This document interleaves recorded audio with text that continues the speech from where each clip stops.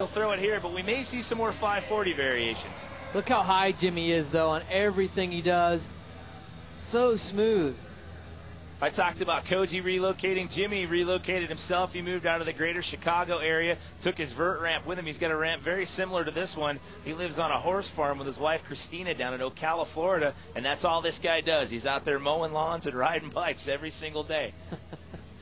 Well, he's mowing the vert ramp right now, too. Check it out. Big carving, invert flare, back-to-back flares. That's what he told me. He said, hey, I got to get out and I got to simplify my life. And he's having a lot of fun doing it again with the truck driver 540. That's a bar spin with 1.5 rotations of the bike and body. Another full pull for Jimmy Walker. Yeah, pick your highlight reel for here for run 1 or run 2. That's such good style on the invert. Corkscrew flare from Walker, back to back. Keeps of speed so easy throughout the entire run. And the bar spin 5. Another vert trick not too many guys ever had wired, but Jimmy's got that one in his bag for sure. Nets him an 88.75 and best his first run score. Steve McCann, remember what happened to this guy in run number 1? Broke the chain right as he was entering the lip of the ramp. See if he can get a rundown. And Steve is capable of a lot in vert. Threat to the podium every time he rides. And one of the newcomers, last couple seasons in vert, really opening some eyes. He's a park and dirt specialist, and now he can add vert to that list. Well, it was just a fluky thing that happened to him in run number 1. However, the pressure is on him now. There's no margin for error if he's going to jump up into a podium spot. Double tail whip, very nicely done. Another Camp Woodward resident. Rides with Jamie and Chad and Robinson, the whole crew up there. He's got a Jamie Bestwick style to his riding these days, especially when you see him do his flares and his 540. So you think moving to Camp Woodward and riding with those guys helps you out? Just look at Steve McCann's riding style. Looks like he's going to call it there and play it safe. I know he has a couple of other big tricks. He decided to not do those and go away safe. But you got to think that he's probably a little sore after the slam that he took jumping straight to the flat bottom. This is a 14-foot tall vert ramp. Yeah, and I guess you're really not playing it safe with as big as Stevie goes. Should take that back. Huge double tail whip. Big no-handed 540 on the orange bike. He's got to be happy with this run after what happened in his first run. Yeah, that could have been absolutely disastrous. 89.75. He's not going to walk away with a medal. The best he can hope for. Well, actually, he's going to finish with 4th place right there, bumping Jimmy Walker down to 5th. Chad Kagi right now sitting in 2nd place with a 90.25. We'll see if he can try to jump up and take the lead away from Jamie Bestwick. And Chad is not afraid to drop the hammer, but he slipped a pedal on that landing, which cost him some speed and already slows him down a little bit. Check him out, working the height factor back up, and there you go with the flat spin flare whip again. It just under rotates that one.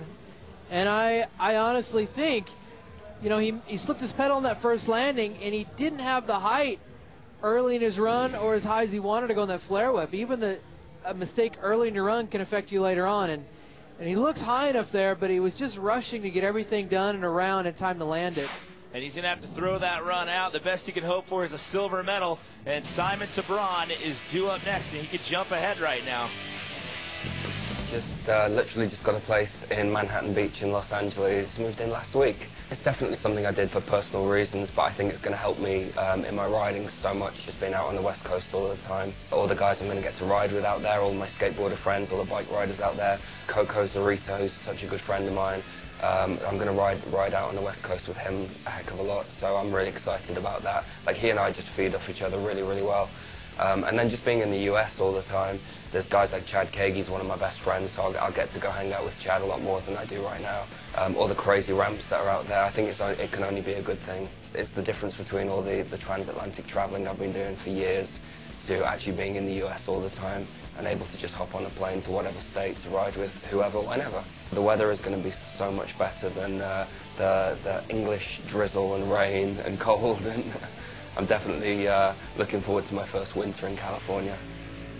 Everybody's moving. Koji moved to Woodward. Jimmy Walker moved to Florida. Now you got Simon Tabron living on the West Coast. What is going on in the world of BMX vert? One guy left to go. Simon Tabron, he's the only one left who can take down Jamie Bestwick. And early on, Simon looked like he bottomed out on one of those setup airs, Steve.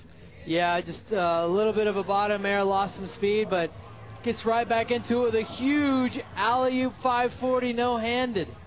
So the podium's been determined. The question is, what order are they going to finish him? Simon, I knew with the slip up early in the run, he wasn't going to have enough to take away Jamie Bestwick's score.